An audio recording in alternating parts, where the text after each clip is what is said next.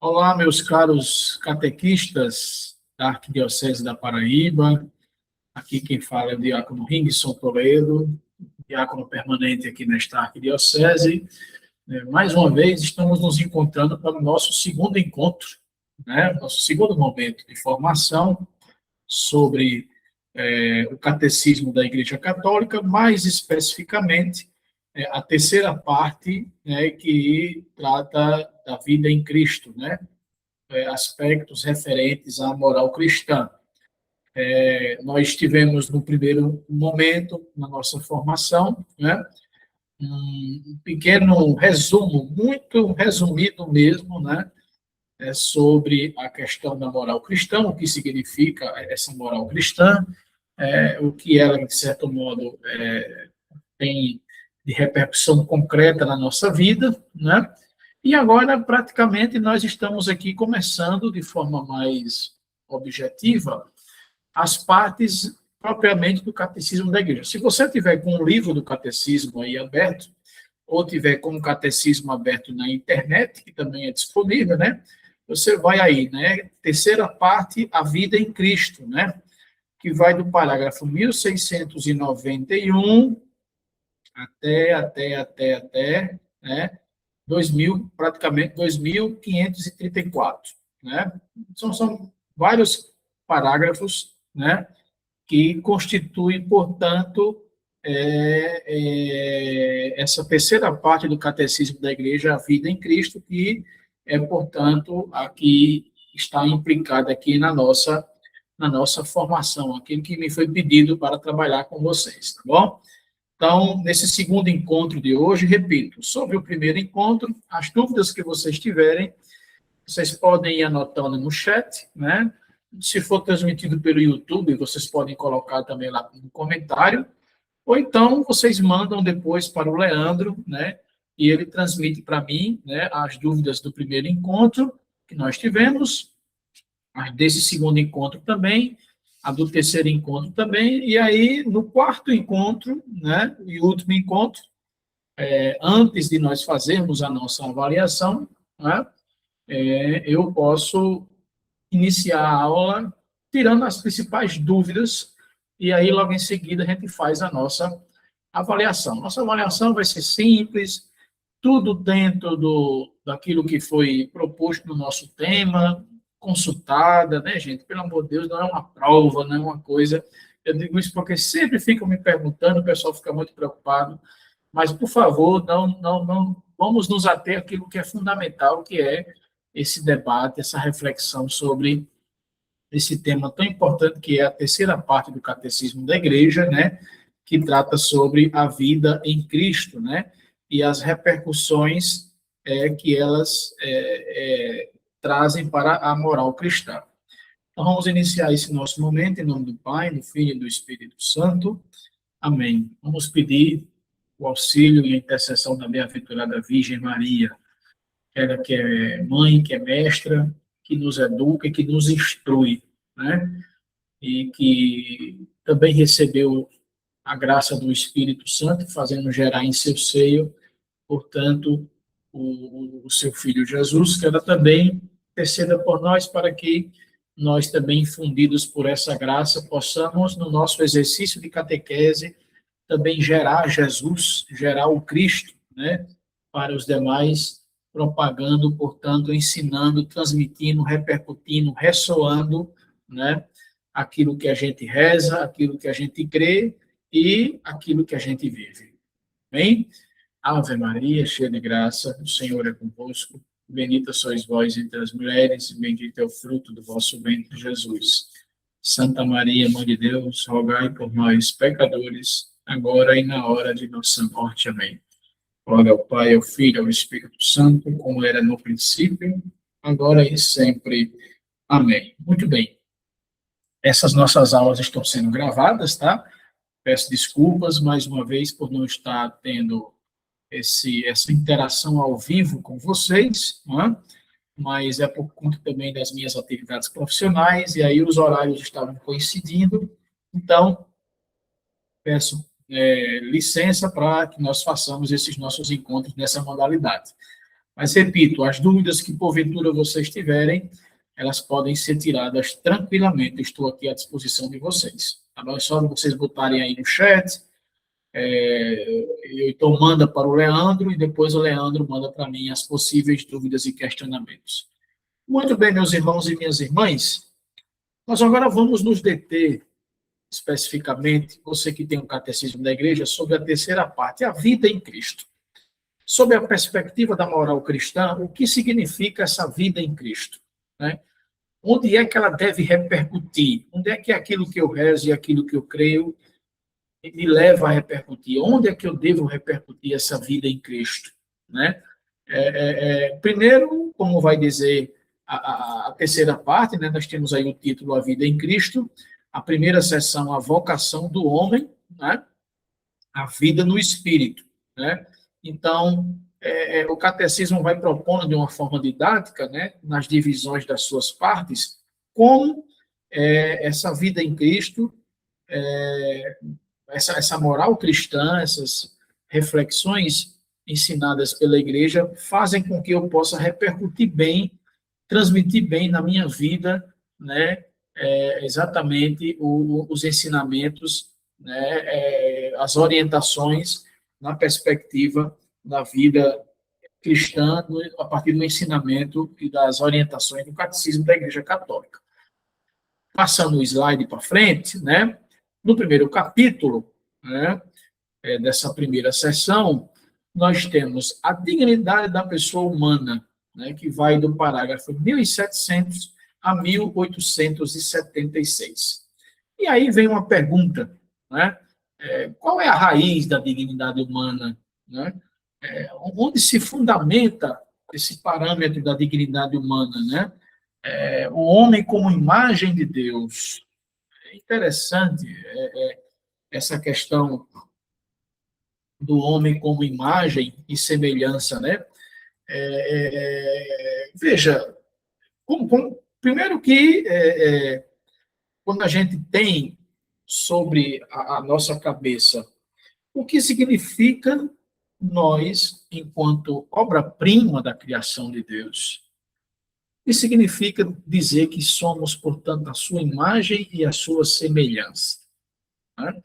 Por que isso foi inscrito na Sagrada Escritura, no momento da criação? Por que Deus quis colocar naquele que é dotado de razão, que somos nós, a capacidade de sermos, portanto, o reflexo da sua imagem e da sua semelhança? Né? Ora, de um modo geral, na perspectiva da reflexão sobre a teologia da criação, ser criado à imagem e semelhança de Deus significa, portanto, de maneira assim, bem genérica, significa refletir as qualidades e os valores, né, que, de certo modo, fundamentam ou classificam, né, o propósito daquilo que Deus, como também vai dizer o catecismo da igreja, quis quando inscreveu dentro de nós o seu desejo, né, o desejo de que nós fôssemos, portanto, portadores dessa sua imagem e dessa sua semelhança. Né? E é importante que a gente traga essa reflexão, né? Porque a gente tem, às vezes, algumas visões distorcidas. Não é?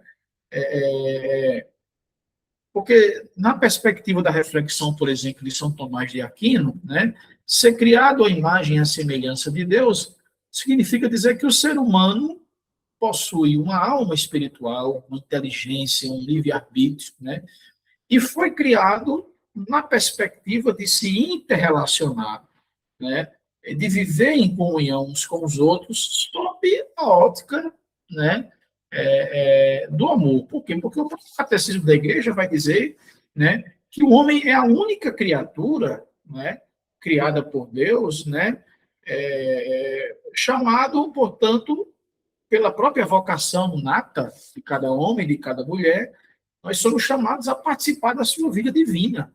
Né?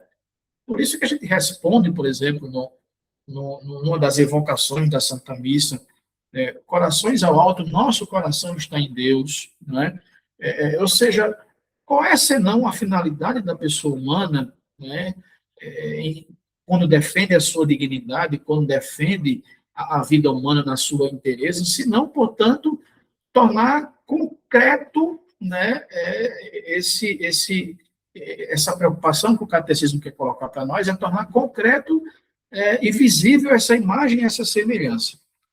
Eu vou me socorrer, né, de São Tomás de Aquino, na Suma Teológica, né, quando, na parte referente a respeito da questão dos atos humanos, né, sobre a questão, por exemplo, da voluntariedade dos atos humanos. É interessante que São Tomás de Aquino traz para nós algo muito importante, ainda correlacionado a essa questão do homem e da mulher serem, portanto, portadores dessa imagem, dessa semelhança. Olha que coisa bonita São Tomás diz para nós, né? Sem dúvidas, né, Deus move o agir humano propondo o bem, né, e, acima de tudo,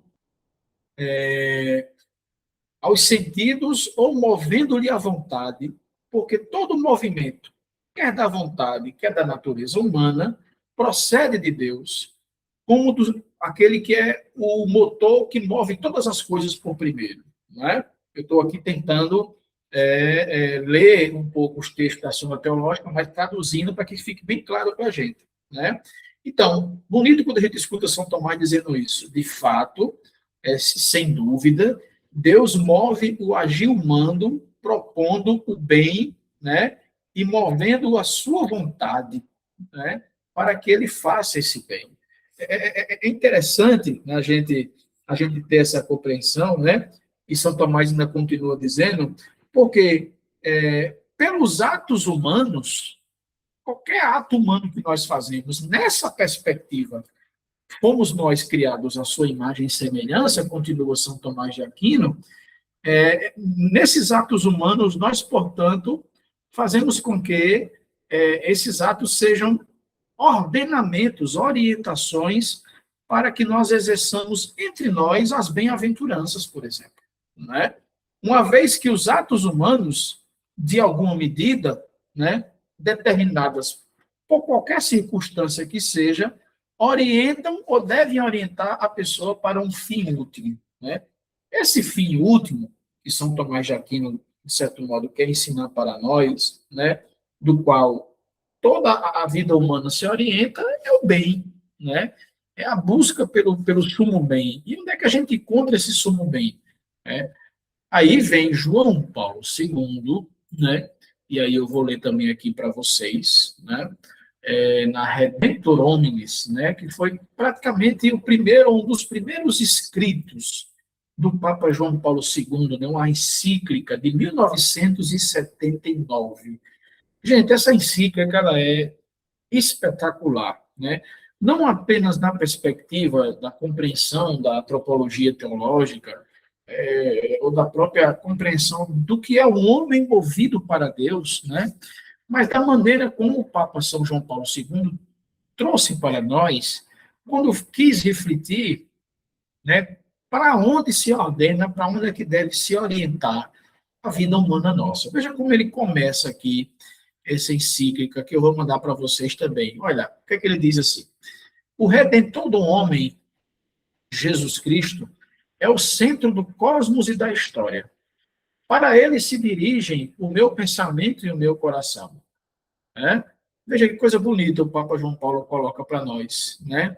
E aqui, deixa eu ver aqui, o parágrafo, o ponto 7, né?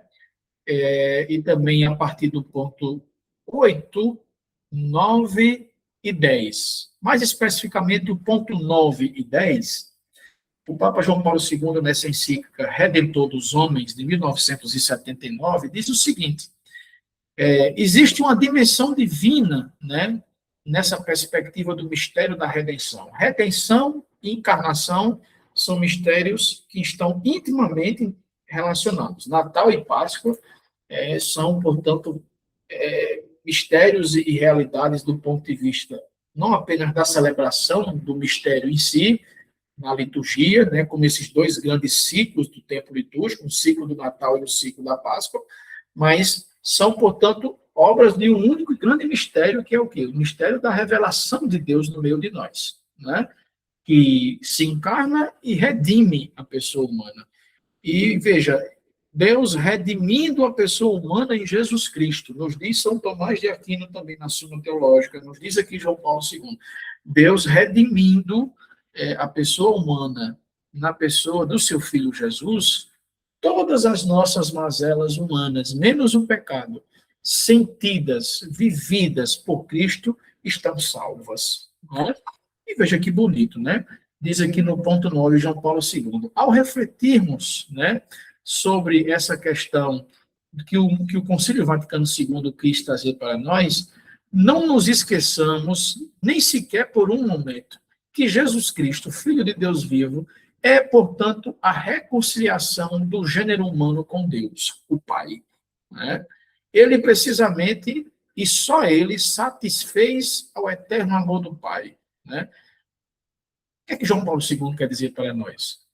Que não dá para pensarmos em dignidade da pessoa humana. O que é que São Tomás de Aquino quer dizer para nós aqui na Suma Teológica? Que não dá para entender o ordenamento, a orientação de toda e qualquer prática humana se não for na perspectiva de Cristo, se não for na perspectiva de termos a pessoa de Jesus como o modelo, como o protótipo. Vocês estão compreendendo, minha gente? Então, falar da dignidade da pessoa humana, do homem como imagem e semelhança de Deus, é fundamentalmente aprofundar isso, é trazer para nós essa perspectiva. De que modelo de homem, como é que eu posso falar de dignidade da pessoa humana se eu não tenho pelo menos um modelo? Qual é o modelo que nos é oferecido pela igreja, pela moral cristã? É Cristo. Né? É Cristo. Está ficando claro, minha gente? Eu espero que esteja, né? Aí tem a perguntinha, qual é a raiz da dignidade humana? Pode passar, Leandro. Né? Diz o Catecismo da Igreja, no parágrafo 1700, a dignidade da pessoa humana radica na criação à imagem e semelhança de Deus. Tem suas raízes no momento em que Deus cria a pessoa humana, sua imagem e semelhança. Dotada de uma alma espiritual e imortal, isso são categorias bem próprias de Agostinho, de São Tomás de Aquino, mas também de São Boaventura, enfim. Dotada de uma alma espiritual e imortal, né, de inteligência e de vontade livre, esses conceitos, eu infelizmente não tenho muito tempo aqui para desenvolver, né, alma, inteligência, vontade, né, eu aconselho vocês a lerem a Suma Teológica, se quiserem, né, quem tiver curiosidade, né, e cabeça, né, mas enfim, a pessoa humana está ordenada para Deus e chamada com sua alma e o seu corpo, que nós cremos, né, o que é que nos diz a nossa profissão de fé? Que é só a alma que ressuscita, né? Não, nós cremos que o nosso corpo também será glorificado, né? Essa divisão corpo e alma, isso a gente relega muito, delega muito a perspectiva, isso é uma herança muito do platonismo, né? Essa separação entre bem e mal, céu e inferno, corpo e alma, não. A nossa perspectiva, o que é que a gente diz lá no credo, né? Creio na ressurreição dos mortos, né? Ou seja, e essa ressurreição também pressupõe que o nosso corpo também glorificado também será ressuscitado, né? Não apenas a alma, que é uma realidade que já está com Deus, né? Então, é importante que essa dimensão unitária de corpo e alma seja, portanto, um elemento que não deixa de estar constitutivo, não deixa de ser algo constitutivo, portanto, da pessoa humana, né? E que nessa vivência terrena e pós-morte, na perspectiva da fé, da fé na ressurreição, serão, portanto, ressuscitados de uma maneira glorificada, né? Porque Deus não pode deixar destruir, acabar a obra-prima da sua criação, né? Imagine se tudo acabasse com a morte. Não basta apenas a gente repetir o que diz São Paulo, né? O que por si só já é suficiente, claro. Se Cristo não tivesse ressuscitado, vã é a nossa fé, claro. Mas não basta apenas dizer que a nossa fé ela não é vã porque cremos na ressurreição. É preciso também que nós compreendamos que essa perspectiva de uma reflexão antropológica do homem é que ele vive nesse mundo sempre buscando trabalhar a sua existência para que, numa vida futura, né, unindo-nos, portanto, a nossa vida com a vida divina, nós também cheguemos um dia, né, a ordenarmos-nos para o sumo bem, né, como diz aí o texto, para a bem-aventurança eterna. É como se a gente tivesse sempre querendo buscar essa meta, né? Estamos sempre nessa competição, na perspectiva de alcançarmos um objetivo, o pódio, digamos assim, entre aspas e fecha aspas, né?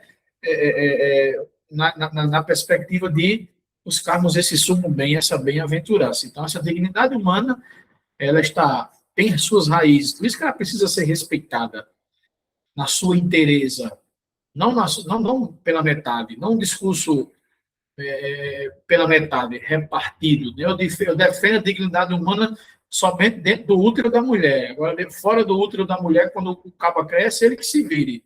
Se é para matar, mata, se é para destruir, destrói. Não, senhor. Essa perspectiva, isso é uma concepção neopagã, isso é uma concepção totalmente troncha, não tem nada a ver com a perspectiva da moral cristã. Quem defende esses tipos de condutas não compreende a perspectiva da dignidade da pessoa humana radicada desde a criação à imagem e semelhança de Deus, tá bom? Pode passar. Cristo, na própria revelação do mistério do Pai e do seu amor, manifesta plenamente o homem a si mesmo e descobre-lhe a sua vocação sublime, né? Isso aí João Paulo diz aí no Esplendor da Verdade, né? E também temos no Catecismo da Igreja. Foi em Cristo, imagem de Deus invisível, como diz Colossenses, que o homem foi criado à imagem e semelhança do Criador. Então, retomando um pouco o que eu disse na primeira aula, é nessa perspectiva da graça de Deus, que continua permanente e vivenciada no dia a dia da gente, né?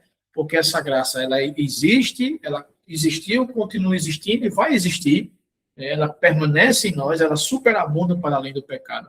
É na perspectiva da graça, né, que a gente vai, portanto, compreendendo na nossa vida, né, que da maneira como Deus quis elevar a condição humana do homem à condição divina, né, tendo Cristo Jesus como esse modelo, né, é exatamente isso que todos esses elementos que fazem com que a pessoa humana criada à imagem e semelhança de Deus seja, portanto, portadora, reflexo exatamente daquilo que Cristo quis trazer para nós, né?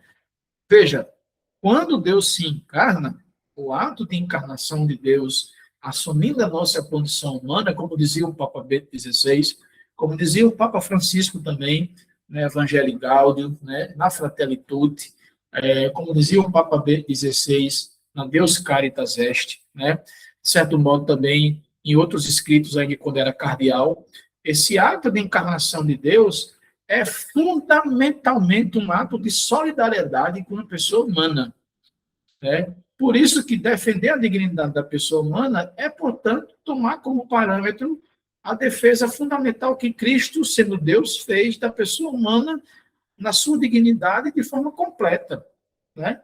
Por isso que quando Jesus encontrava-se com a pessoa, com o enfermo, com o que estava morto, que ele ressuscitou, com aquele que estava com algum tipo de problema de saúde.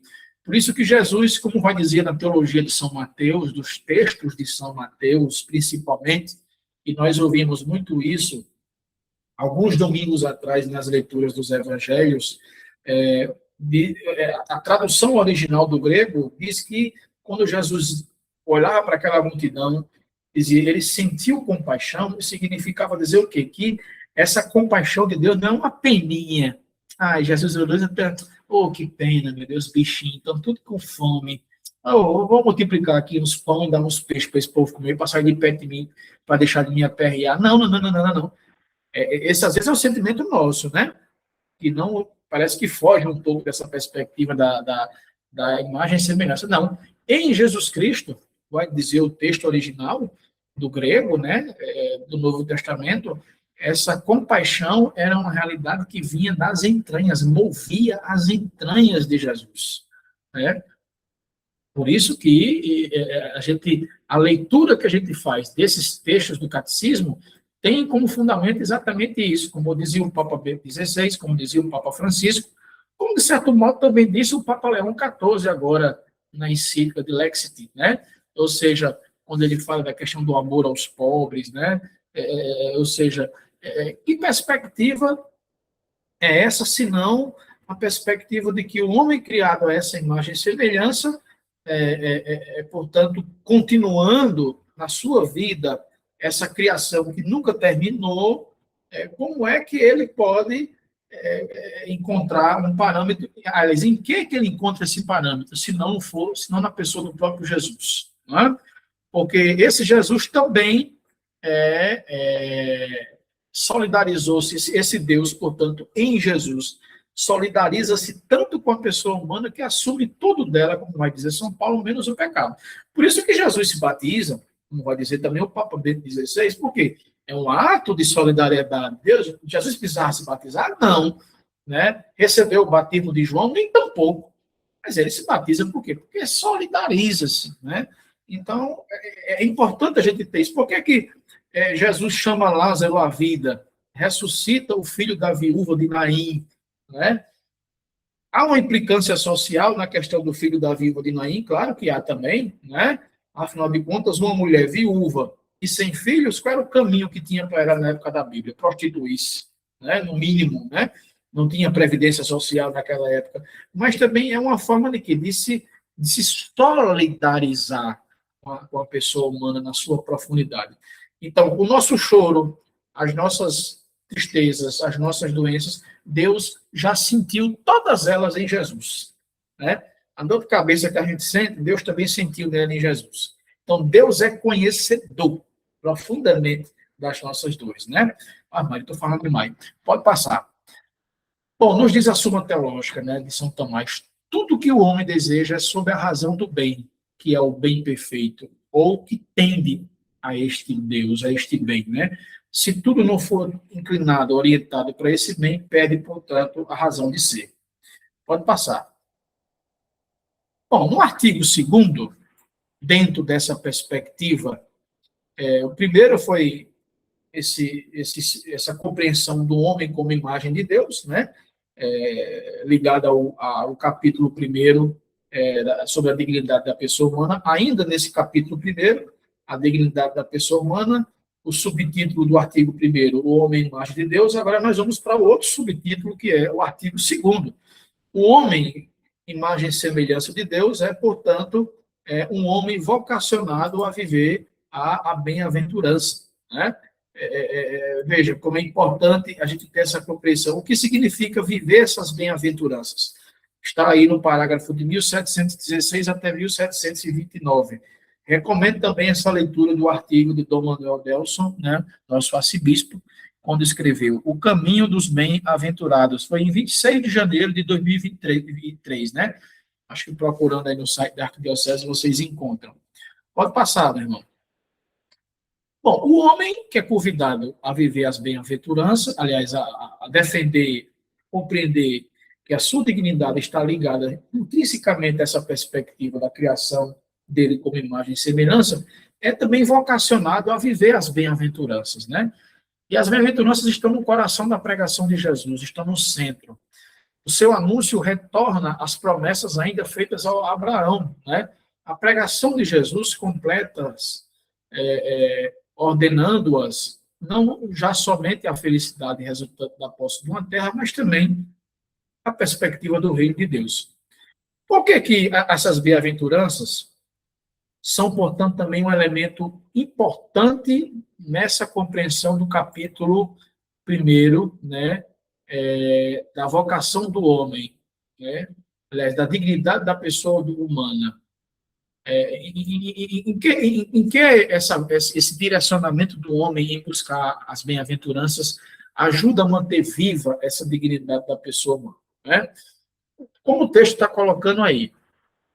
Porque as bem-aventuranças, portanto, colocadas no centro da perspectiva da reflexão evangélica de Jesus, é a maneira que Deus, em Jesus, encontrou, né? De certo modo, como dizia o teólogo José Antônio Pagola, né? Como também alguns pensamentos de Agenor Briguente, né? E também do padre João Batista Libanho. Toda essa perspectiva ajuda-nos, portanto, a entender que as bem-aventuranças ordenam o homem e a mulher a viverem também nessa perspectiva de entender que, ao agir sobre o espectro das bem-aventuranças, que nós encontramos principalmente no texto de Mateus, as mais significativas, ele, portanto, faz concretizar, né, não mais a busca de uma terra prometida, mas a busca de fazer o quê? De fazer concreto no nosso meio o reino dos céus. Isso é bem próprio da teologia de São Mateus, né? Falar reino dos céus e não reino de Deus, por quê? Aí eu abro um parênteses e fecho um parênteses. Porque o nome de Deus não se podia pronunciar, né? Então é muito fácil na comunidade de São Mateus a gente entender reino dos céus, ao invés de falar reino de Deus, né? E o que é este reino, senão a dignidade, a justiça, o amor, né? E para que é que se ordena, né? E as bem-aventuranças ajudam. Bem-aventurados sois vós, bem-aventurados os que promovem a paz, bem-aventurados aqueles que são perseguidos, né? A perspectiva das bem-aventuranças é no sentido de fazer o quê? Que a gente continue, que a gente seja impulsionado, né? A continuar a levar esse reino de Deus, que é inaugurado por Jesus, mas que não se completou ainda, né? Esse reino continua e deve continuar ainda a partir das nossas atitudes, tá bom? Para São Tomás de Aquino, a bem-aventurança é a atividade da parte intelectiva pela união da pessoa com um bem último, como falamos agora há pouco, né? Que bem último é esse, né? Senão a busca incessante do homem em fazer com que ele viva e participe também da vida divina de Jesus Cristo, né? Que em Deus assumiu a vida humana, a condição humana, para divinizar o homem, como diz São João Paulo II, nessa carta de 79, encíclica chamada Redentor dos Homens. Pode passar, meu irmão.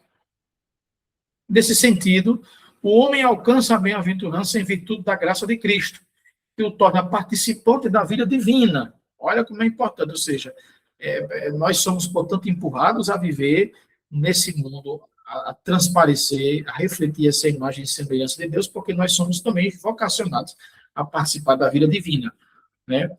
Cristo, no Evangelho, indica aos seus o caminho que conduz à felicidade, né? As bem-aventuranças, é esse caminho, né? A graça de Cristo opera também em cada ser humano que, seguindo uma consciência reta, procura e ama o verdadeiro e o bem, busca evitar o mal.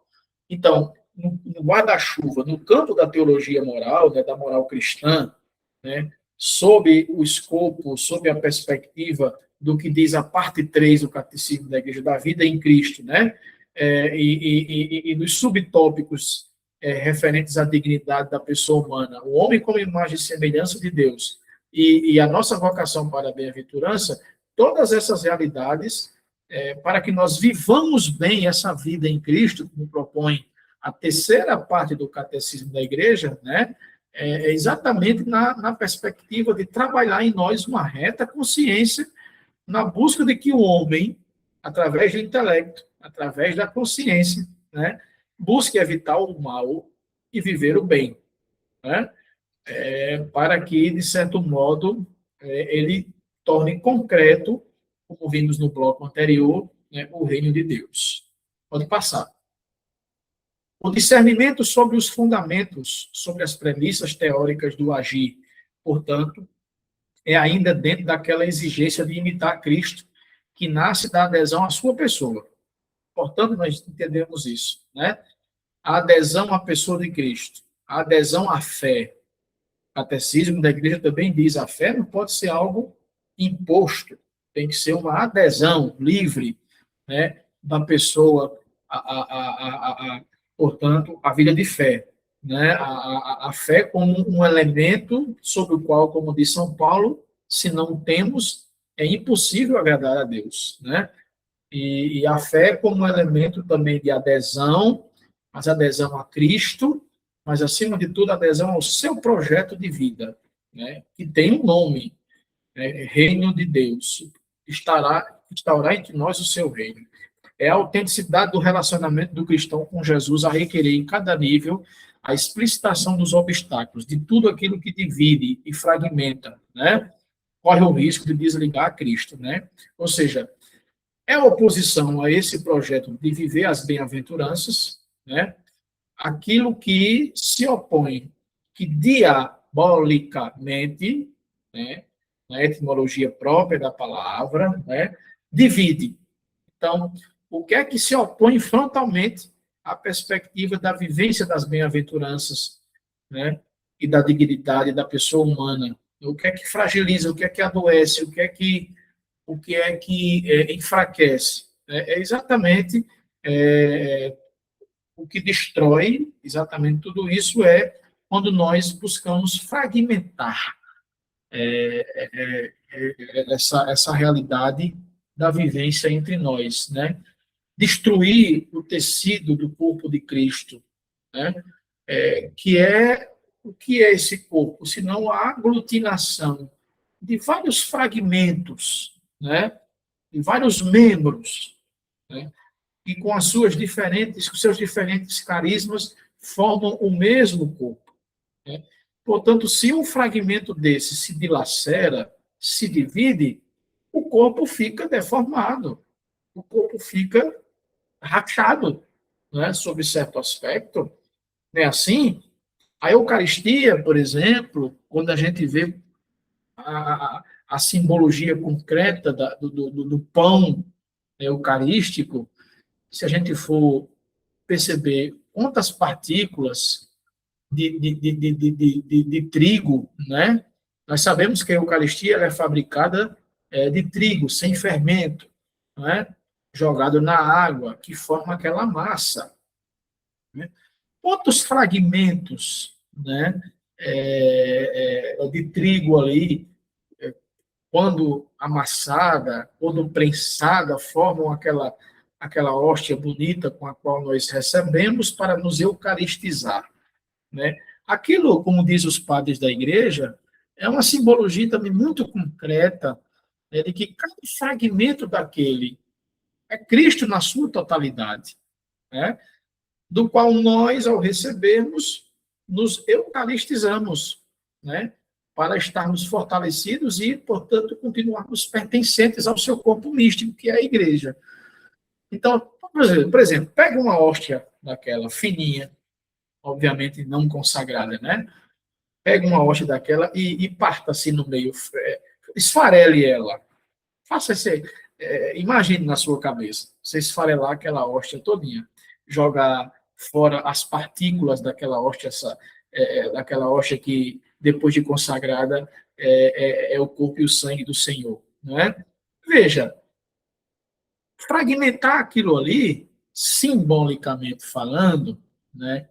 Quando nós fazemos com as nossas maldades, com as nossas cisanhas, com os nossos egoísmos, com a nossa língua grande, com a nossa prepotência, da mesma forma que fragmenta o corpo eucarístico, é assim, se eu pego uma hóstia e faço assim, fragmento, não fragmentou ali o corpo eucarístico de Cristo, né?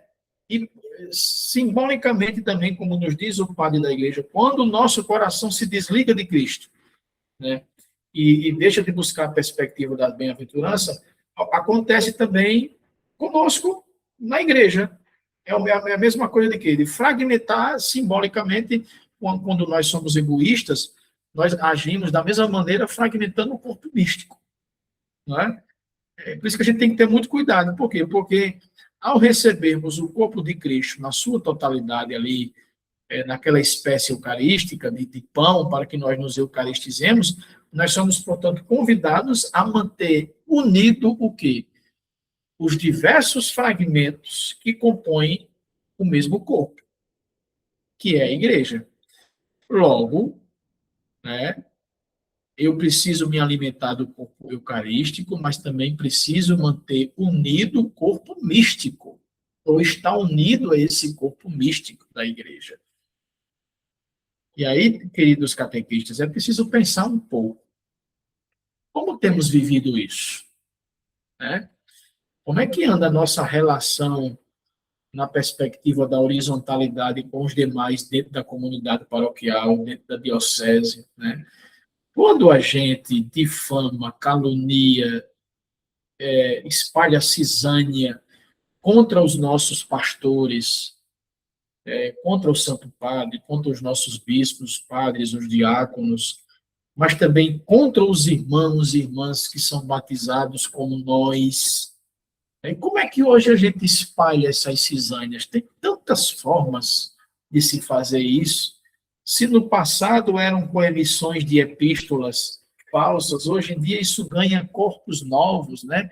Com as fake news que se dissemina. Quando a gente pega um aparelhozinho telefônico como esse aqui, para pegar o grupo de WhatsApp ou pegar pelo menos o contato de alguém e falar mal do outro, né? Quando a gente usa os nossos atos de vontade, como vai dizer São Tomás de Aquino, e não os ordena para o bem, mas para o mal, né? É o próprio corpo de Cristo que a gente macula. Ah, mas não importa, te importa. Importa sim, é como está dizendo aí, né? E isso fragiliza a nossa busca pela vivência das bem-aventuranças também, né? Logo, isso desfigura um pouquinho também a nossa concepção de homens e mulheres feito imagem. É aí onde, muito embora a graça superabunde, mantenha essa realidade de Deus que cria e criou e continua criando, se tem uma coisa que, embora sendo pequena, viu? É pequena, porque mesmo o pecado aparentemente sendo grande, mas dentro da graça é pequeno. O que é que desfigura isso? É o pecado, o nosso. Né? O que é que desarranjou tudo isso? É o pecado nosso. Então, é bom a gente ter essa compreensão, viu, gente?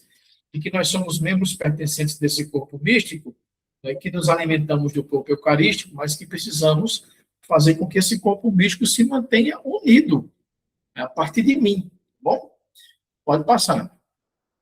As bem-aventuranças retratam o rosto de Jesus, Cristo, e descrevem-nos a sua caridade, exprime a vocação dos fiéis associados à glória da sua paixão e ressurreição. Essa reflexão que o catecismo traz é interessante, porque isso recupera um pouco a dignidade do batismo, né? E se pelo batismo nós somos, portanto, feitos participantes do seu mistério da paixão, da morte e também da ressurreição, né? Pelo batismo nós também somos mergulhados nessa realidade, ao nos debruçarmos sobre aquela pia batismal, como vai dizer, nos diz os padres da igreja, que lembra tanto o útero de uma mãe como um túmulo, né? Veja, nós nos associamos à sua paixão e à sua ressurreição pelo batismo, e aí o que acontece? Quando nós buscamos viver as bem-aventuranças, nós, portanto, somos levados a retratar esse corpo, esse rosto de Cristo, né? Essa presença dele nos demais espaços, né? Portanto, cada vez que a gente se faz presente em qualquer espaço da vida humana, como cristãos que somos, buscando viver as bem-aventuranças, nós, portanto, continuamos a retratar as dores, a paixão, também as realidades de morte, na perspectiva também de ressuscitar todas essas realidades, né? Com a nossa presença, com a nossa ajuda. Somos bem-aventurados? Uma perguntinha que fica aí para o coração da gente, tá bom? Pode passar. Que relação há entre as bem-aventuranças e o desejo humano de sermos felizes, né? As bem-aventuranças respondem ao desejo inato de felicidade que Deus colocou no coração do homem para o atrair a si, e que só ele pode saciar esse desejo, né, de bem-aventurança, né, de busca, né, de resposta, né, para ele, tá certo? Aí, entre o parágrafo 1718 a 1719, nós vamos encontrar essas realidades. Bom, o que é a bem-aventurança eterna, né?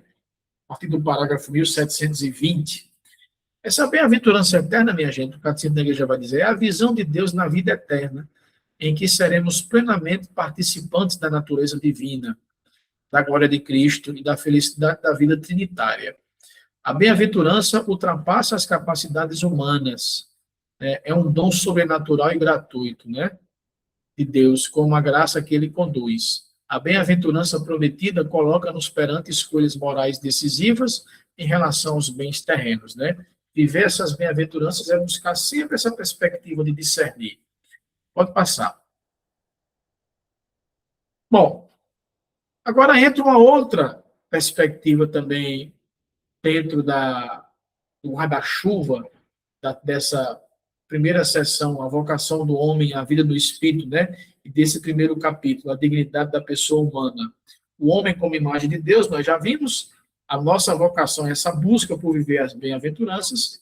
E aí entra um outro aspecto. Como viver a liberdade humana? Né? A nossa liberdade, como esse dom que Deus nos deu, né? Para que nós vivamos bem as bem-aventuranças, né? Para que nós também saibamos não apagar em nós, digamos assim, esse reflexo da imagem e da semelhança de Deus. A partir do parágrafo 1730, né, o catecismo nos ajuda, né? Santo Agostinho diz, ama e faz o que quiseres. Né? É célebre essa frase de Agostinho. Pode passar. Bom, a liberdade humana é o poder dado por Deus ao homem de agir e não agir, de fazer isto ou aquilo, praticando assim por si mesmo ações deliberadas. Né? A liberdade caracteriza os atos propriamente humanos. Né? Hoje em dia, se tem uma noção, às vezes, um pouco equivocada, né? de sempre pensar a liberdade e confundi-la com liberalidade, ou com os exageros, ou com os arroubos, né? Cuidado para a gente não confundir essas categorias, né? A liberdade é um dom dado por Deus ao homem, inclusive de repente, o homem não querer, inclusive, nem crer nele. Né? E é interessante que é nessa perspectiva da liberdade, né, que o dom da fé é transmitido para que nós venhamos a aderir livremente a esse projeto de Deus. Né? Pode passar. Quanto mais faz o bem, mais alguém se torna livre. Né? Tudo me é permitido, mas nem tudo me convém, como diz Paulo. Né? A liberdade atinge a perfeição quando é ordenada para Deus. Olha, a gente retoma novamente essa perspectiva. Né? Sumo bem e nossa bem-aventurança. A liberdade implica também a possibilidade de escolher entre o bem e o mal. Essa atividade intelectiva, né? Mas que precisa estar ordenada para o fim último. Olha, lembrando São Tomás de Aquino, né? A escolha do mal é um abuso da liberdade que conduz à escravidão e ao pecado. Sou livre? Uma pergunta, né, para nós fazermos e respondermos ao nosso coração. Pode passar. Os cristãos não se distinguem dos demais homens. Né? É um trecho da carta a Diogneto, né? Eu aconselho muito a vocês lerem essas cartas dos primeiros séculos do cristianismo, como a de Daqué, a de Dascaia Portoloro, viu, gente? Quem tiver interesse, é fácil encontrar isso na internet, como também nas livrarias católicas, viu? Os cristãos não se diferenciam dos demais homens pelos costumes. Habitando em cidades gregas e bárbaras, conforme coube em sorte a cada um, e seguindo os usos e costumes das regiões, no vestuário, no regime alimentar e no resto da vida, revelam unanimemente uma maravilhosa e paradoxal constituição na sua vida social. Eles se casam, geram filhos, né, mas não abandonam a violência, os neonatos, né? Servem-se da mesma mesa, mas não do mesmo leito. Obedecem às leis estabelecidas e superam as leis com as próprias vidas. Isso foi um elogio feito aos primeiros cristãos, né? Dos primeiros séculos, século II, século III, século IV, né? Veja como é bonito esse texto, né? alguém olhando para os primeiros cristãos que se distinguiam muito pelo testemunho, pela busca de Cristo, né, a ponto de dar a própria vida, chegou a dizer, olha, os cristãos não se diferenciam dos outros homens que não são cristãos, não, viu? Eles moram em cidades, etc, etc, né? Se vestem da mesma maneira, né? Casam-se, têm filhos, né? Mas servem-se da mesma mesa, né? Mas não do mesmo leito, né? Obedecem às leis estabelecidas e superam as leis com as próprias vidas, dando a própria vida, né? Que testemunho bonito, né? Esses testemunhos dos primeiros cristãos dos primeiros séculos, né? É uma liberdade também na perspectiva cristã. Pode passar. Exteriormente, não há um comportamento distintivo dos cristãos, né? Vai dizer essa mesma carta, né? Eles vivem segundo os usos e costumes da cultura no qual estão inseridos. Bonito perceber que essa reflexão, ainda dos primeiros séculos, busca trazer para nós o seguinte: nós somos chamados a viver a vida em Cristo, né? A liberdade em Cristo, a dignidade da pessoa humana, a busca das bem-aventuranças, sem deixar de estarmos inseridos no mundo, né? Às vezes tem algumas reflexões, algumas pregações um pouco meio equivocadas que a gente escuta por aí. Lógico que a gente compreende o contexto que se quer colocar, né? Mas alguém diz assim, eu era do mundo e não sou mais do mundo, né? Às vezes a gente precisa ter um pouco de cuidado, porque na perspectiva da teologia do quarto evangelho, por exemplo, né, de São João, a realidade do mundo é uma realidade criada e querida por Deus, né? E, portanto, retoma um pouco aquilo que está no Gênesis, né? Tudo que ele fez, ele viu que era bem feito. Tudo que Deus fez, Deus viu que era bom, né? Então, às vezes, a gente demonizar a realidade do mundo, a gente precisa ter um certo cuidado, porque a gente pode estar caindo aí numa teologia, numa reflexão teológica um pouco meio troncha, né? Nós não podemos dizer que o mundo é ruim, porque dizer que o mundo é ruim é o mesmo que dizer que Deus é contradição. E Deus não pode ser contradição. Por que Deus não pode ser contradição? Porque se Deus for contradição, ele não é Deus. E aquilo que ele criou, ele viu que era bom. Então, não somos nós que podemos dizer que o mundo é ruim, né? E é nesse mundo, com as suas vicissitudes, que o cristão é chamado a viver inserido, né? Nessa perspectiva, né? Viver a sua liberdade na perspectiva de iluminar também o mundo, né? Sal da terra e luz do mundo, como vai dizer o texto do Evangelho. Bom, trouxe aí 2 quadrozinhos, né? Tentando explicar um pouco o que é ética e moral, retomando um pouco ainda aquela aula primeira. Mas nos diz aí, né, o teólogo Vitor Coutinho, né, diz o seguinte: nesse texto parece estar implícita, refletindo sobre essa carta a Diogneto, né, parece estar implícita uma convicção que atualmente é amplamente partilhada no âmbito da ética teológica católica, a de que no campo das exigências morais concretas não existe diferença significativa entre cristãos e não cristãos. De fato, somos todos membros da mesma comunidade humana. Se admitíssemos existir uma moral própria dos cristãos, teríamos que aceitar que a fé leva os crentes a conclusões de ordem moral que não seria válida para os não crentes, né? O que é que o autor quer dizer com isso? É que nós cristãos, que devemos buscar viver as bem-aventuranças, a defender a dignidade da pessoa humana e a liberdade, nós não somos chamados a nos diferenciar substancialmente daqueles que, de repente, fazem a opção por não buscar. E nem nos acharmos mais iluminados do que eles, né? Pelo contrário, nós somos chamados a viver numa perspectiva de comunhão, de partilha, né? Sem aquela necessidade de achar que vai ser a mola do mundo, né? Resolver os problemas de todo mundo, né? Isso aí retoma um pouco a teologia de São Mateus, aí vai me lembrando os evangelhos de 2 domingos atrás, de domingo agora passado, né? De domingo retrasado, porque nós escutávamos, por exemplo, o que é o reino de Deus? É o fermento na massa. O que é o reino de Deus? É a semente de mostarda, que é lançada, né? Pequena, e quando cresce vira um arbusto grande, vira uma árvore grande, os pássaros fazem ninhos, né? Interessante que texto fala a semente lançada, de mostarda lançada, mas a semente de mostarda é tão minúscula, né, microscópica, que, na verdade, ela não é nem lançada, ela se espalha mesmo pelo vento, né?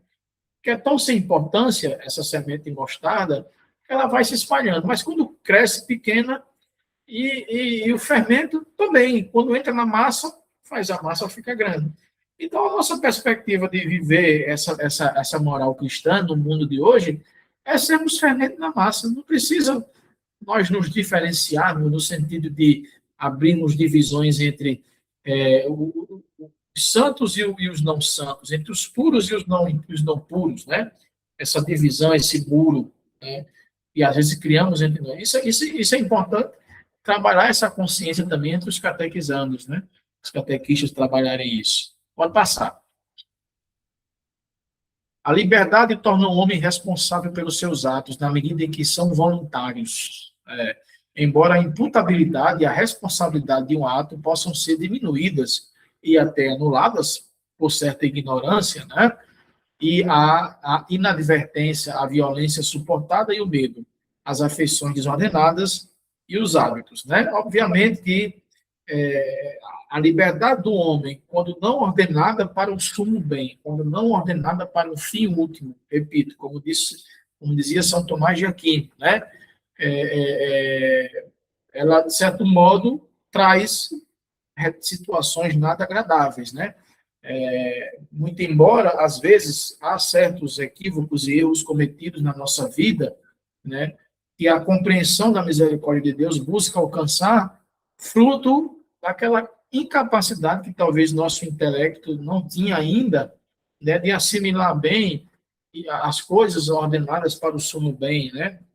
É nesse processo que a liberdade, quando ela é trabalhada na perspectiva cristã, ela é refletida na perspectiva cristã, ela se torna mais evidente, como vai dizer também São Tomás de Aquino, né?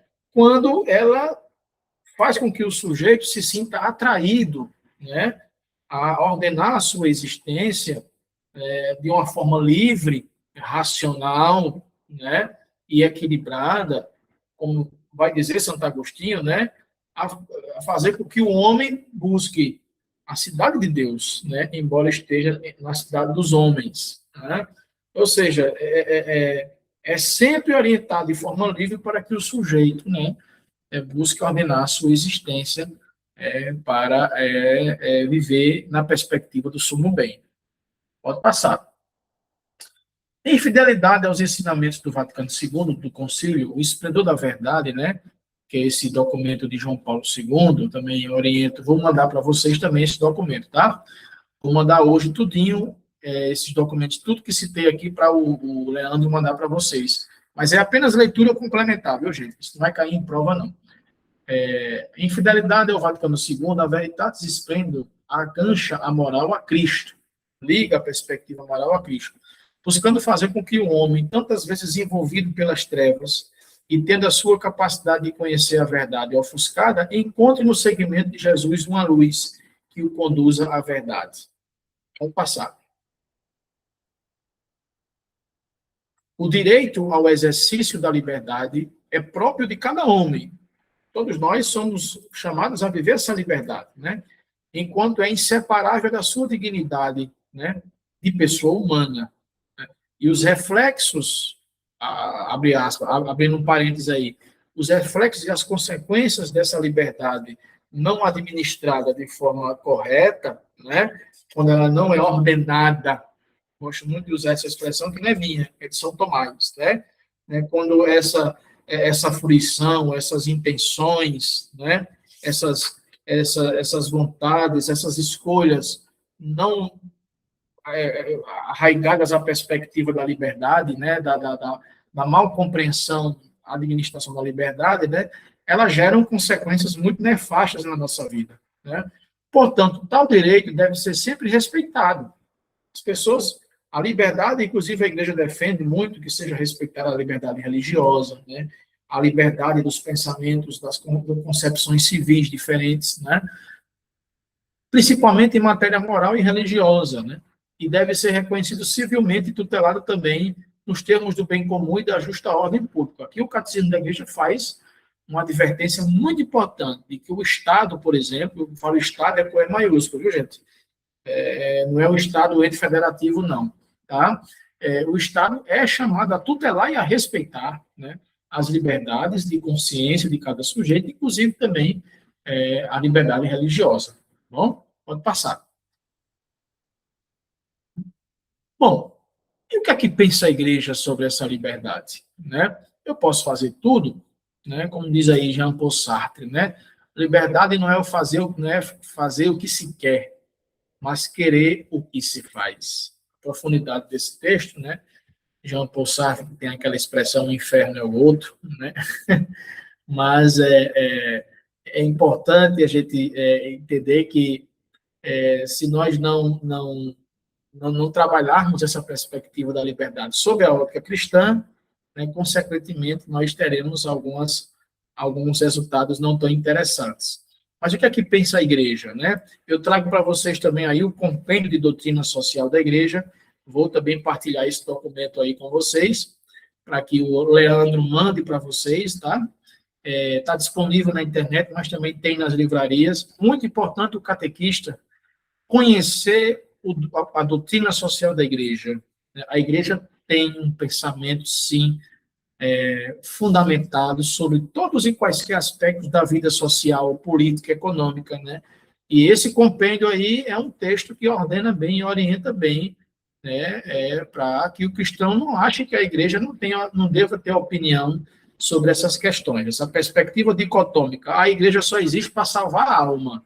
Cuidado, essa dicotomia platônica, ela não encontra arrimo hoje na teologia, né? E o propósito, inclusive, do magistério do Concílio Vaticano II é muito claro, principalmente a partir da Gaudium et Spes, da Lumen Gentium, né? Essa compreensão de que o homem ele se salva na sua inteireza, né? E esse homem que busca salvar a sua alma, né, na perspectiva do bem comum, ele também busca iluminar a realidade que ele vive em torno dele, né? Então, assim, você busca salvar a sua alma, claro que nós buscamos, todos nós, mas o corpo e a alma, né? Na perspectiva que da glorificação, da ressurreição, né? De sermos um dia participantes da sua vida divina, como vimos nos slides anteriores. Né? É muito bom a gente ter essa compreensão. Mas vamos lá, vamos passar aí para ver o que é que a igreja nos ensina. Diz o compêndio de doutrina social da igreja: o homem pode orientar-se para o bem somente na liberdade, que Deus lhe deu como sinal de sua imagem. Para que ele procure espontaneamente o seu Criador, né, e aderindo livremente a ele, consiga a plena e bem-aventurada perfeição. A dignidade humana exige, portanto, que o homem atue segundo a sua consciente e livre escolha, né? Isto é, movido e determinado por convicção pessoal interior, e não por um impulso, né? É o que talvez eu preciso retomar de novo São Tomás de Aquino, né? O controle pelos não por aquilo que apetece o homem, por aquilo que desordena um pouco, né, as orientações do homem, e aí acaba, portanto, deixando aqui uma neblina, né, porque quando essa convicção, essas escolhas interiores, né, elas direcionam para uma outra perspectiva, o resultado é o que nós vemos aí no mundo em que perspectiva de mundo? Nessa perspectiva de querer desfigurar a criação divina, né? Indo contra a dignidade da pessoa humana, né? Então, nenhuma coação externa pode me obrigar, né, a atuar da forma como os outros querem, né? A igreja repudia isso. A igreja pugna muito, defende muito essa questão da liberdade. Pode passar.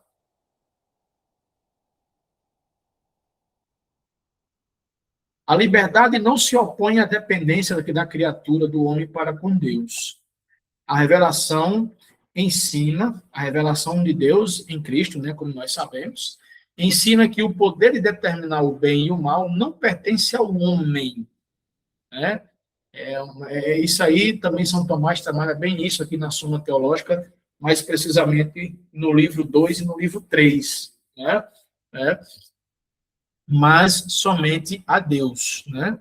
Portanto, isso também tem como referência até o livro do Gênesis, capítulo 2, versículo 16 ao 17. Pode passar. Mas esta liberdade não é ilimitada. É aqui onde a gente encontra, talvez, algumas dificuldades, né? Em entender isso assim. Talvez isso é o que referende aí, o que algumas pessoas entendem como libertinagem, né? Ou como, enfim, eu vou pegar aqui, por exemplo, em São Tomás, na Suma Teológica, sobre os atos humanos, né? Abrindo um parênteses aí, que está muito interligado a essa questão da prática e do exercício da vivência dessa liberdade. O que nos diz São Tomás de Aquino sobre, por exemplo, as práticas dos atos humanos, né? Na perspectiva, né, da vivência, de certo modo, dessa liberdade, né? Vamos ver aqui o que é que diz o doutor Angélico, né? Diz o seguinte: o ato humano, qualquer ato humano que se desenvolva, ele deve ser voluntário, deve ser livre, né? Porque o homem conhece a finalidade de seus atos e move a si mesmo para esse fim, né? De fato, a voluntariedade do ato humano supõe que o ato, né, seja intimamente ligado a um desejo do seu coração, né? Sem dúvida, é Deus que move o agir humano, propondo o bem. Repito, São Tomás de Aquino na Suma Teológica. É Deus que move o agir humano, propondo o bem, né? Que é apetecível, que é gostoso, né? Aos sentidos, ou movendo-lhe a vontade, porque todo movimento, quer da vontade humana, ou quer da própria natureza, né? Procede de Deus como aquele que é o primeiro de tudo, né? Mas isso não destrói a voluntariedade do ato humano que procede de Deus, né? Mas, enfim, o que é mais importante é nós termos guardado isso daqui, ó. Sem dúvida, eu vou até gravar aqui. Não tinha nem grifado isso. Sem dúvida, Deus move o agir humano, propondo o bem, né? E orientando os seus desejos e as suas vontades para esse bem. Está intimamente ligado com esse elemento que está colocado no compêndio de doutrina social da igreja. Deve deter-se diante da árvore da ciência do mal, né? Chamada que é aceitar a lei moral que Deus dá ao homem. Na verdade, a liberdade do homem encontra sua verdadeira e plena realização nesta aceitação. Qual a aceitação? A aceitação de ordenar as escolhas que cada um faz, né, para este bem que é o próprio Deus. Aquilo que Deus pede a cada um de nós. Ok? Bom, no artigo 4º, né, nós temos a moralidade dos atos humanos, né? O que significa essa moralidade dos atos humanos, né? O sujeito moral, a moralidade dos atos humanos. A moralidade dos atos humanos, nos diz o Catecismo da Igreja, depende de 3 fontes, né? Do objeto escolhido, ou seja, de um bem verdadeiro ou aparente, né? Da intenção do sujeito que age, então, objeto, intenção, isto é, do fim que ele tem em vista ao fazer a ação e das circunstâncias da ação, onde se incluem as suas consequências. Perceba bem, o agir moral de cada pessoa humana dentro de um determinado espaço social, né? Por mais que a gente conheça os códigos morais que nos regem, no caso do cristianismo, a Sagrada Escritura, a tradição da igreja, o magistério, né? Por mais que a comunidade de outros irmãos de outras religiões tenham seus códigos morais próprios, né?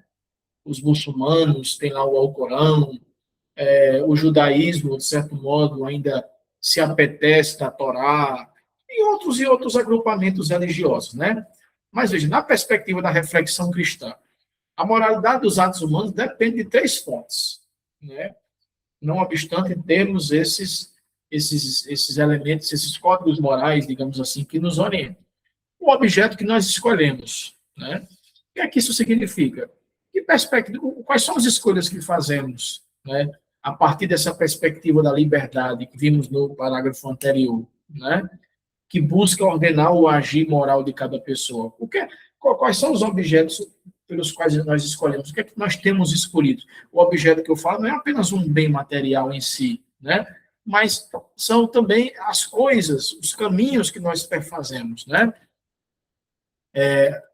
Ao escolhermos esses objetos, né, quais são as intenções que o nosso intelecto, de certo modo, move para escolher certas coisas na nossa vida, né?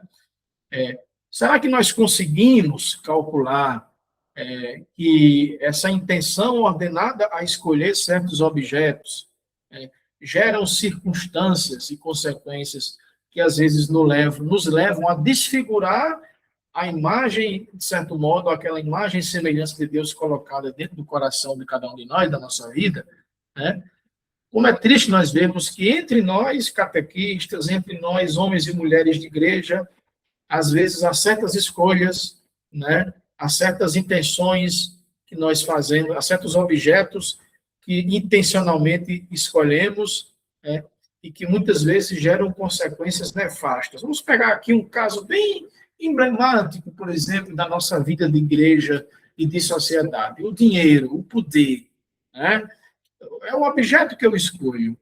Aí eu vivo dentro de um espaço social, ou de uma igreja, ou de uma empresa, né, onde eu vou vendo que eu tenho facilidades, né, em angariar, em pegar vantagens para mim daqueles bens materiais que ali estão, né? Eu sei que as circunstâncias da ação, as consequências, no fundo, lá na frente, vai me trazer o quê? A execração social, né? Aí os escândalos, enfim. Então, você veja como tudo isso é a realidade do pecado que tenta desfigurar a qualidade da graça, a potência da graça em nós, muito embora não consiga, né? Mas, infelizmente, essa é a realidade, né?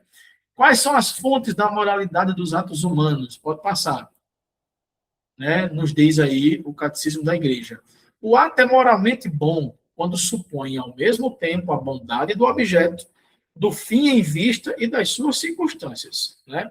Então, o meu agir moral na perspectiva da fé cristã precisa estar concatenado com aquilo que eu escolho, qual é o objeto que eu escolho na minha vida, né? Com que fim, e que perspectiva de resultado eu quero isso lá na frente. Se eu vivo numa comunidade, num espaço social, tirando o que não é meu, auferindo, né, se locupletando, ganhando vantagem, consequentemente eu sei que as circunstâncias, os atos. São Tomás de Aquino que coloca isso aqui na parte 3, olha, quando ele trabalha, por exemplo, a vontade e o objeto de vontade, né? Quando isso não é ordenado para um bem, né? O objeto escolhido pode por si só viciar toda a ação, mesmo se a sua intenção for boa, né? Não é lícito fazer o mal para que dele derive um bem. Parece que aquela frase diz que não há um bem, não há um mal do qual não possa se tirar um bem, parece que não cabe muito nessa perspectiva, não, né? Da moral cristã, não. Um fim mal pode corromper a ação, mesmo que em si o seu objeto seja bom, né? Então, eu agi mal, mas eu tinha, no meu intelecto, eu tinha boa intenção. Eu queria proteger aquela pessoa. Eu quero proteger a minha mulher, por isso que ela não é de ninguém. Eu pego uma arma e, pô, mato ela. Não é o que se diz hoje, né? Não é o que antigamente se tinha aquela horrenda justificativa, né? A gente vê muito isso nas novelas, Gabriela Cravo e Canela, de Jorge Amado, enfim. Não, vou lavar a minha honra. Eu amo você, sua cachorra. Desculpe a minha expressão, mas não é o que se diz hoje. Feminicídio, por exemplo, é uma dessas práticas aí que se coaduna muito nisso daí, né? A pessoa acha que está fazendo um bem, né? Último, que é o quê? Que é preservar o amor que tem por aquela pessoa, mas age moralmente mal, né? Tirando a vida dela, né? Porque você não é se você não é minha, você não vai ser de outro. Pá, vai lá e mata. E outras situações, né? Eu falei aqui de dinheiro, estou falando aqui de feminicídio, e tem outras e outras situações, né? Não é lícito fazer o mal para que dele derive um bem. Do mal só se pode tirar mal, minha gente. Né? Pelo contrário, um fim bom não toma bom um comportamento que for mal pelo seu objeto. Uma vez que o fim não justifica os meios, as circunstâncias podem atenuar ou aumentar a responsabilidade de quem age, né? Mas não podem modificar a qualidade moral dos próprios atos. Né? Lembra muito direito penal, né? As circunstâncias atenuantes e agravantes, né? Do crime. Isso aqui é hora para outra coisa, isso aqui não é área de direito, não. Não tornam nunca boa uma ação que em si, por si só, já é má. Né? Então, você matar alguém, você, de repente, caluniar alguém, né? Mas eu fiz porque eu vou lá e calunio o padre da minha paróquia, destruo a reputação dele na imprensa, porque eu amo a minha igreja. Que amor é esse? Você não ama, não. Você é uma pessoa que precisa procurar um tratamento sério, do ponto de vista intrapsíquico. Eu amo a minha igreja para defender a moral, para defender a tradição, para defender a doutrina. É isso, irmão. Não, façam. Olha o sacramento da confissão, né, que exige exatamente a busca de quê? De que o sujeito conscientemente se arrependa. Né? O elemento material, um dos elementos materiais do sacramento da confissão é o arrependimento, né? Na perspectiva de uma mudança de vida. E por aí vai. São diversos e diversos exemplos que a gente tem hoje de forma aí exaustiva, né? Para que a gente entenda. Olha como é importante estudar a moral cristã, né? Até mesmo para a gente entender como é bonito, né? Quando é que o ato é moralmente bom? Vamos ver se o catecismo responde alguma coisa. Pode passar. Né? Há atos cuja escolha é sempre lícita, por causa do seu objeto. Por exemplo, a blasfêmia, o homicídio, o adultério. A sua escolha comporta uma desordem na vontade, isto é, um mal moral que não pode ser justificado com os bens que eventualmente daí pode derivar. Existe um bem que eventualmente se derivou de uma prática, de um ato, de um mal que eu realizei? Na descrição da teologia moral, não há como se derivar um mal, um bem de um mal. Né? De repente, pode se revelar algumas coisas, né? Porque a gente escuta muito no senso comum aí. Rapaz, fulano fez aquilo e pelo menos uma coisa boa, né? Assim que a gente diz, né? Pelo menos ele mostrou quem ele é. Né? Quando acontece um escândalo na comunidade, enfim, em qualquer canto, na sociedade, na política, na igreja, aí o que a gente diz? Agora, rapaz, pelo menos uma coisa boa, né? Pelo menos fulano mostrou quem ele é, que ele era aquela cara de santo, nunca me enganou. Não é assim que a gente diz? Então, você veja, né, como a gente fazendo essa hermenêutica, trazendo para a vida cotidiana da gente. Né? Como é bom ler o catecismo da igreja por isso. Né? Há atos que sempre são ilícitos, pode passar. Né? É importante que nós entendamos isso.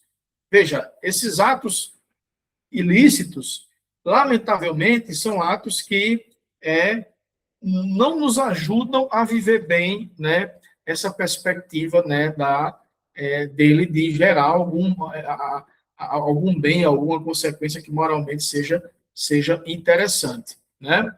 Nós já estamos aqui, deixa eu ver aqui, nós já estamos no slide número, eu acho que é o número moralidade dos atos humanos, eu acho que é esse, né, Leandro? 54 é o número. É o 54 já? É isso, já. Eu já pulei tudo isso, foi Jesus. Né? Bom, a moralidade dos atos, das paixões. Já vai em quanto tempo de aula aí? 1 hora aí? 1h20, Diácono, pelo que eu 1h20. Vamos só ver se a gente conclui essa parte aqui, né? A moralidade das paixões, né? Não vai pensar que é a paixão de novela, né? Nem vai querer se apaixonar, né? Mas é importante a gente compreender o que significa essa moralidade das paixões, trazida no Catecismo da Igreja a partir do parágrafo 1762. O que são essas paixões? As paixões são moralmente boas ou más? Né? Pode passar. Bom, as paixões são os afetos, as emoções, perdão, ou os movimentos da sensibilidade componentes naturais da psicologia humana que inclinam a agir ou a não agir em vista do que se percebeu como bom ou como mal. As principais são amor e ódio, desejo e o medo, a alegria e tristeza e a cólera.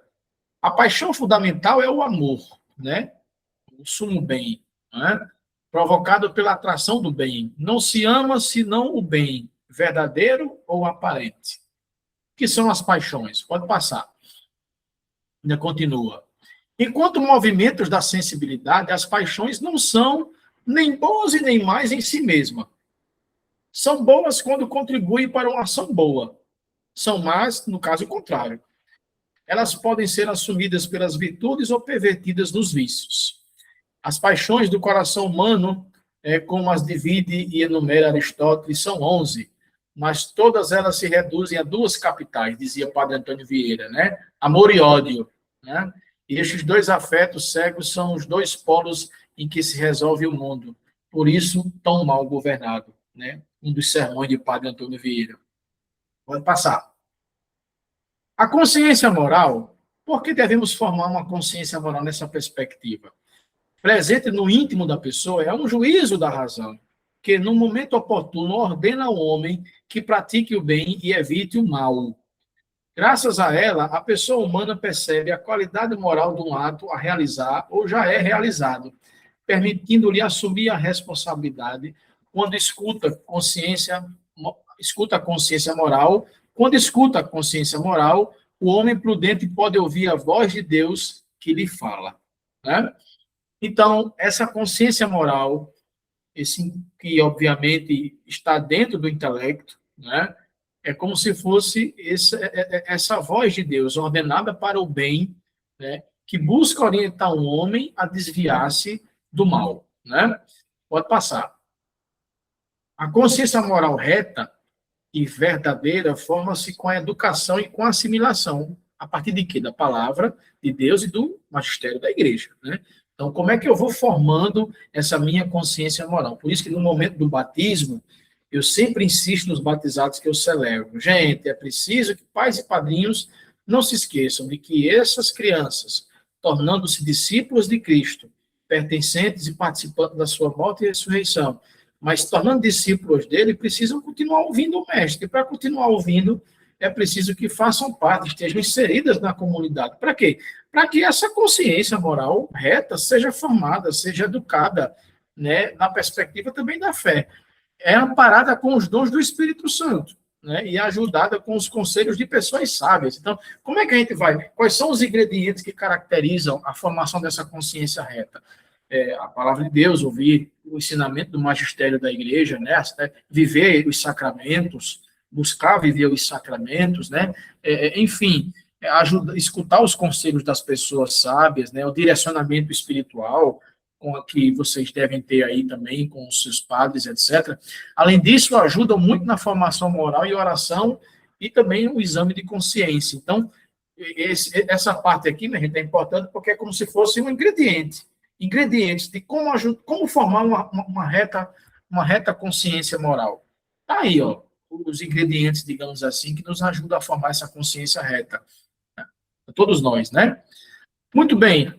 As virtudes, deixa eu ver aqui.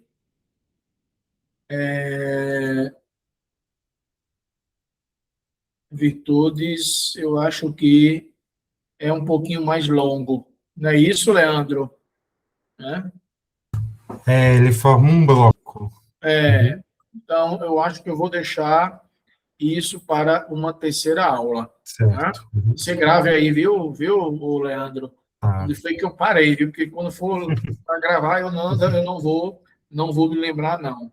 Tá Minha certo. gente, espero que tenha sido agradável esse nosso segundo encontro, né?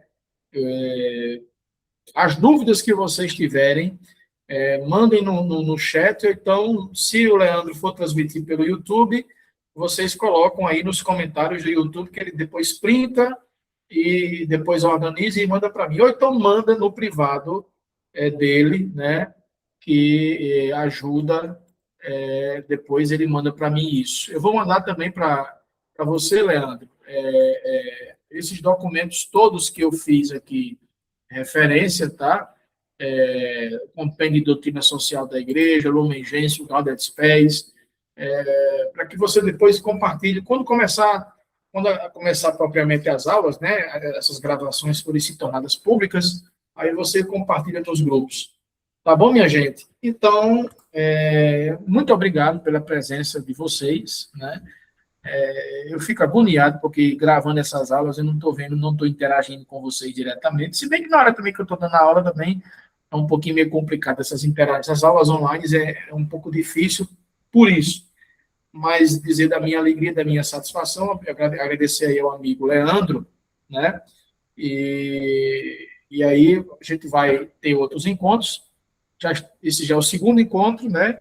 Os próximos dois, a gente vai ter uma aula normal no terceiro encontro, né? E no quarto encontro eu começo tirando as dúvidas, né?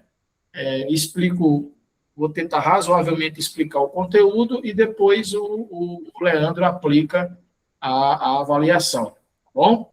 Leandro, tem algum aviso que você queira dar, alguma observação, alguma coisa?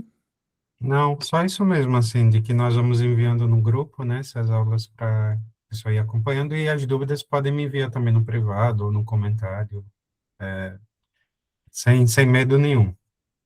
Pronto, muito bem. Então, aos mais de 300 catequistas, não sei se vão ficar 300 catequistas, não sei se vão ter paciência de estar me ouvindo, né? Acho que uma hora dessa. Eu não sei que horas é, a partir de 8h30, né? Que começam as aulas, né? Nos dias aí que estão Exatamente. agendados, né? Uhum. Então, minha gente, foi um prazer muito grande estar com vocês. Um grande abraço aí a vocês, às comunidades de vocês, aos padres de vocês, aos diáconos de vocês, né? Enfim, e as comunidades, né? Muitas das comunidades de vocês eu já tive o prazer de estar presente nelas, outras não, né? Então, é sempre uma alegria reencontrar vocês, tá bom? Nesse período de atividade. Estamos em pleno mês de agosto, né? Estamos aí já num período de efervescências, Festa das Neves que já tem passado, aí a política partidária que já começa a vir os seus movimentos, e é isso, nós somos chamados a sermos sal da terra e luz do mundo nessas realidades aí também, tá bom? Então, glória ao Pai, ao Filho e ao Espírito Santo, como era no princípio, agora e sempre, amém. O Senhor esteja convosco, Ele está no meio de nós. Abençoe-vos, Deus Todo-Poderoso, Ele que é Pai, Filho e Espírito Santo. Amém. Louvado seja nosso Senhor Jesus Cristo. Para sempre seja louvado. Obrigado, Leandro. Obrigado a todos, né? Um abraço. Se Deus quiser, nos encontraremos. Viu? Tudo de bom. Tchau, tchau.